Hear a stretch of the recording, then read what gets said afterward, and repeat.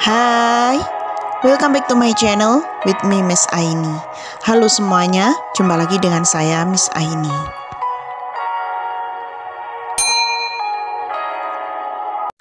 Di video kali ini merupakan ringkasan materi dari chapter 7 yang berjudul I Am Proud of Indonesia pada halaman 149 sampai halaman 176.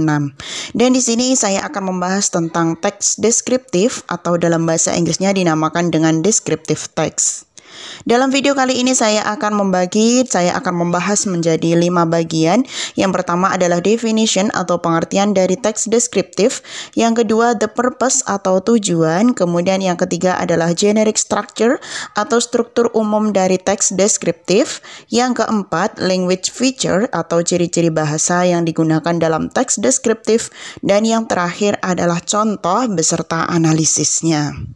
Kita mulai pembelajaran kita. Yang pertama adalah tentang definition atau pengertian dari teks deskriptif itu seperti apa. Descriptive text is a text which says what a person or a thing is like. Teks deskriptif adalah teks yang mengatakan seperti apa seseorang atau sesuatu. It describes a particular object like a place, thing, or person. Ini menggambarkan objek tertentu seperti tempat, benda, ataupun orang. Jadi teks deskriptif di sini adalah mengatakan seperti apa seseorang atau sesuatu, menggambarkan objek seperti apa, baik itu objeknya tempat, benda, ataupun orang. Selanjutnya, apa itu tujuan daripada teks deskripsi? The purpose is to describe and reveal a particular person, place, or thing. Jadi tujuan dari teks deskriptif ini adalah untuk menggambarkan dan mengungkapkan orang, tempat, ataupun benda tertentu. How about generic structure of descriptive text? Bagaimanakah struktur umum teks deskriptif?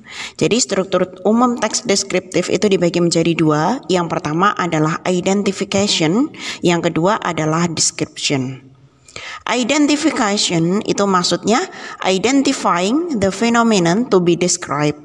Maksudnya identifikasi itu adalah mengidentifikasi fenomena yang akan dideskripsikan. Jadi mengidentifikasi dulu fenomena apa yang akan dideskripsikan. Kemudian yang kedua adalah description, describing the phenomenon in part, qualities, and characteristic. Jadi setelah mengidentifikasi baru mendeskripsi. Mendeskripsi di sini maksudnya mendeskripsikan fenomena dalam bagian kualitas ataupun karakteristiknya. Next, how about language feature of descriptive text? Bagaimanakah fitur bahasa atau bagaimanakah ciri-ciri bahasa yang digunakan di dalam teks deskripsi? Jadi yang pertama adalah pronouns, yaitu menggunakan kata ganti. Contohnya it, yours, you, I, you, we, they, he, she, it. Kemudian yang kedua adalah nouns, menggunakan kata benda. Contohnya ada food, stomach, skin. Kemudian nomor 3 adalah noun phrase, menggunakan noun phrase, contohnya white coats. Kemudian adjective menggunakan kata sifat, contohnya ada important, beautiful, excellent, etc. Kemudian number 5 preposition menggunakan kata depan, for example for, on, of. Then adverb menggunakan kata keterangan, contohnya generally, slightly. Kemudian menggunakan linking verb, contohnya the polar bear is a very big white bear. Kemudian menggunakan present tense, contohnya the polar bear lives inside the Arctic Circle near the North Pole. Dan yang terakhir adalah menggunakan atribut has and have. Contohnya polar bears have very white feet. Jadi di situ ada 9 fitur bahasa yang digunakan. Untuk selanjutnya kita menuju pada contoh the example of descriptive text, contoh dari teks deskriptif dan bagaimanakah analisisnya. Ini saya mengambil contoh dari contoh yang mudah biar kita semuanya bisa memahami dengan judul Jember Regency atau Kabupaten Jember. Seperti yang sudah kita ketahui bersama bahwasanya generic structure-nya terdiri dari 2. Yang pertama adalah identification, yang kedua adalah description. Kita lihat dulu pada paragraf pertama. Jember is a regency in East Java. Kabupaten Jember adalah sebuah kabupaten di Jawa Timur. It is located in between Bondowoso and Banyuwangi. Kabupaten ini terletak di antara Bondowoso dan Banyuwangi. Banyuwangi is regency that is located at the easternmost end of Java Island before Bali Strait, so that we can know that Jember is near enough from Bali Island. Banyuwangi adalah kabupaten yang terletak di ujung paling timur Pulau Jawa sebelum Selat Bali, sehingga kita dapat mengetahui bahwasanya Jember cukup dekat dari Pulau Bali. Ini adalah paragraf yang pertama. Pada paragraf pertama ini, di sini saya tulis atau bercetakan merah itu identification atau identifikasi, identify about Jember Regency. Maksudnya pada paragraf pertama ini adalah memperkenalkan kepada pembaca tentang Kabupaten Jember yang akan dijelaskan lebih detailnya pada paragraf-paragraf selanjutnya. Next, second paragraph. In Jember, there are a lot of interesting places to visit, such as Papuma Beach, Watulo Beach, Watuwondo, Pancer Beach, Rembangan, and so on. Di Kabupaten Jember ada banyak tempat menarik untuk dikunjungi seperti Pantai Papuma, Pantai Watuulo, Watuondo, Pantai Pancer, Pantai Rembangan, dan lain sebagainya. Nah, di paragraf kedua ini sudah masuk di dalam description bahwasanya Jember Regency has great places to visit. Bahwasanya Kabupaten Jember ini mempunyai tempat-tempat bagus untuk dikunjungi. Jadi paragraf kedua ini sudah mulai di dalam deskripsi menjelaskan tentang keberadaan Jember yang mana tempat-tempat bagus itu bisa dikunjungi. Next paragraph, third paragraph, paragraf yang ketiga. Jember also has a famous carnival named Jember Fashion Carnival. It is an international carnival fashion carnival which usually held in August.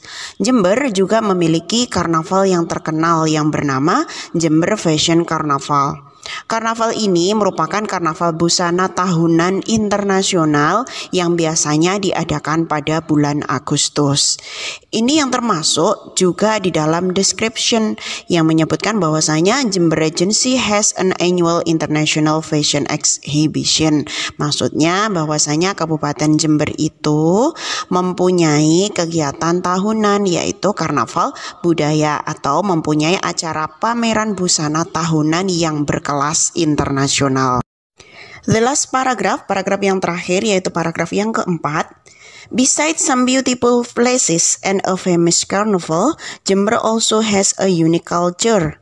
Selain beberapa tempat indah dan karnaval yang terkenal, Jember juga memiliki budaya yang unik. People usually call it as pedalungan. Orang biasanya menyebutnya sebagai pedalungan. Pedalungan is an acculturation culture between Javanese and Madures. Pedalungan adalah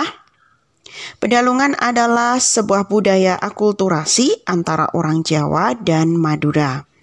Jember has a total area of 3,293.34 km. Jember memiliki total area 3.293,34 km persegi. Because of that, it creates a different culture between North Jember and South Jember. Hal tersebut menciptakan budaya yang berbeda antara wilayah Jember Utara dan juga Jember Selatan. In North Jember, there are a lot of Madures people and they usually speak Madures. Di Jember Utara ada banyak orang Madura dan mereka biasanya berbicara bahasa Madura. On the other hand, in South Jember, not only Maduranese people live there. Di sisi lain, di Jember Selatan tidak banyak orang Madura yang tinggal di sana. It dominated with Javanese people. Kebanyakan ini didominasi oleh orang-orang Jawa. Because of that, it creates a new unique language which other regency don't have. Hal ini menciptakan bahasa unik baru yang tidak dimiliki oleh kabupaten lainnya. The example is word check, which means very. Sebagai contohnya adalah kata cek yang berarti sangat. Nah, itu adalah culture dari Jember. Paragraf keempat ini termasuk di dalamnya adalah description, atau paragraf keempat ini masuknya description yang menyatakan bahwasanya Jember Regency has a cultural acculturation called Pendalungan. Kabupaten Jember ini mempunyai akulturasi budaya yang disebut Pendalungan. Jadi paragraf keempat ini juga masuk di dalamnya adalah description dari teks tentang Jember Regency. Setelah tadi kita sudah membahas tentang generic structure atau struktur umum dari teks tersebut yang terdiri dari yang pertama adalah identification, yang kedua adalah description. Identification itu terletak pada paragraf pertama, untuk description terletak pada paragraf kedua, ketiga, dan keempat. Sekarang kita akan mempelajari tentang language feature atau ciri-ciri bahasa yang digunakan di dalam teks tersebut. Identification untuk paragraf pertama itu maksudnya adalah identify about Jember Regency, yaitu mengidentifikasi, memperkenalkan tentang Kabupaten Jember kepada seluruh pembaca. Dan untuk lebih jelasnya akan dijelaskan pada paragraf berikutnya. Kemudian untuk description paragraf kedua berisi tentang Jember Regency has great places to visit, yaitu Jember mempunyai tempat-tempat yang bagus untuk dikunjungi. Yang kedua, deskripsi yang kedua adalah Jember Regency has an annual international fashion exhibition. Kabupaten Jember mempunyai acara pameran busana tahunan yang berkelas internasional. Dan paragraf yang terakhir adalah Jember Regency has a cultural acculturation called Pendalungan. Kabupaten Jember mempunyai akulturasi budaya yang disebut Pendalungan. Itu adalah generic structure atau struktur dari teks tersebut yang terdiri dari identification paragraf pertama, description paragraf kedua, ketiga, dan keempat. Setelah tadi kita sudah mempelajari tentang generic structure atau struktur umum, struktur dari teks tersebut. Sekarang kita menuju pada language feature atau ciri-ciri bahasa yang digunakan di dalam teks tersebut. Ciri yang pertama adalah menggunakan simple present tense yang ada di contohnya. Yang pertama adalah Jember is a regency in East Java. Jember adalah salah satu kabupaten di Jawa Timur. Contoh yang kedua, Jember has a total area of 3,293.34 km. Jember mempunyai total area yaitu 3.293,34 km. Kemudian yang kedua adalah menggunakan kata sifat atau adjektif. Contohnya near, beautiful, interesting, and unique. Kemudian ciri yang ketiga adalah menggunakan kata kerja penghubung atau relating verb. Contohnya terdapat dalam kata is and has, is dan juga has. Nah, itu tadi video saya mengenai descriptive text, mengenai teks deskripsi yang sudah saya jelaskan. Mulai yang pertama adalah definition, pengertian dari descriptive text. Yang kedua adalah generic structure, struktur umum dari teks deskripsi. Kemudian yang ketiga adalah language feature, ciri-ciri bahasa yang digunakan. Yang keempat adalah example, contohnya di dalam sebuah bacaan. Dan yang terakhir adalah analisis, bagaimana menganalisis dari teks tersebut. Semoga video ini bermanfaat untuk kalian semuanya. Jangan lupa like, subscribe, dan juga share ke seluruh media yang kalian punya. Nantikan video-video saya berikutnya. Thanks for watching. See you. Bye-bye.